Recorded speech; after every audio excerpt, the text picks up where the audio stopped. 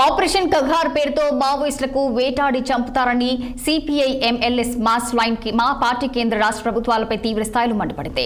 ఇక లొంగిపోతామని ప్రకటన చేశాక కూడా మావోలను చంపడం హేయమైన చర్యగా అభివర్ణించింది. గ్రామాల అభివృద్ధి కోసం గిరిజన ఆదివాసుల పక్షాన పోరాడుతున్న వారిపై పట్టుకొని కాల్చి చంపుతున్న మోడీ, అమిత్ షా, చంద్రబాబుల నిజమైన హంతకులని CPI ML mass line party నేతలు ఆరోపించారు. ఆదివాసీ ఉద్యమ నేత హిడ్మాను పట్టుకొచ్చి కాల్చి చంపడం దేనికి సంకేతమని ఖమ్మం నగరంలో ఆ పార్టీ రాష్ట్ర కార్యదర్శి రంగారావు, మాజీ ఎమ్మెల్యే గుమ్మడి నర్సయ్య ప్రశ్నించారు.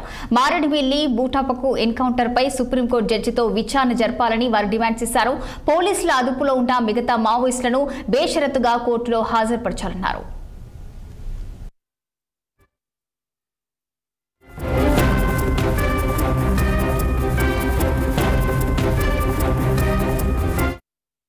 మోడీ అనుసా వ్యవహరిస్తున్నటువంటి తీరి వాళ్ళు ఇప్పటికే నినాదాలు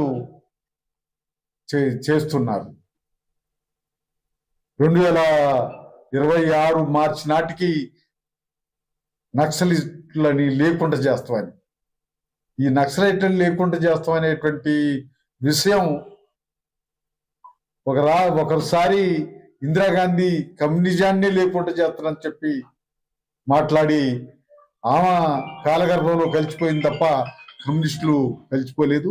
కమ్యూనిస్టులు ఇంకా బతుకున్నారు. అదే నక్సలైట్లు ని తీసి లేకుండా చేస్తారనేటువంటి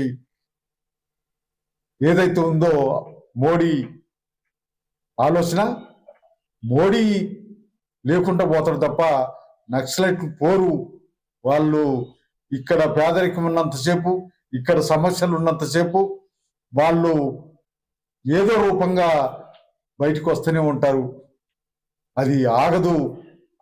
నంబాల కేశవరావు ఉన్నప్పుడే తర్వాత వాళ్ళ పార్టీలో కూడా 2 పందాల మధ్య అంతరంగిక పోరాటం. ఈ విధానాన్ని కొనసాగించలేము, మేము దాన్ని విరమిస్తామనేటువంటి చర్చ ఉన్నది. కానీ శాంతి చర్చలకి అవకాశమే లేదు, నిర్మూలన అనేటువంటిది ప్రభుత్వం తీసుకుంది. కాబట్టి ప్రభుత్వమే ప్రజాస్వామికంగా వాళ్ళతో చర్చ జరపడం కంటే వాళ్ళు చర్చలతోటి మేము ఒక శాంతియుత వాతావరణానికి పనిచేయడానికి సిద్ధం అని అన్నప్పుడు కావాలనే ప్రభుత్వం వాళ్ళని దానికి అవకాశం ఇవ్వకుండా చంపుతుంది అనేటువంటి క్లియర్. అందులో భాగంగా నిన్నటిది కూడా రకరకాల వార్తలు వస్తున్నాయి. వాళ్ళే ఛత్తీస్గఢ్లోనో ఖమ్మంలోనో ఒక విలేకరులు రాసి కొన్ని షరతులతోనే ఆయుధాలతో లొంగిపోతామని ఒక సమాచారం పంపించారనేటువంటిది వార్తలు వస్తున్నాయి. నరేంద్ర మోడీ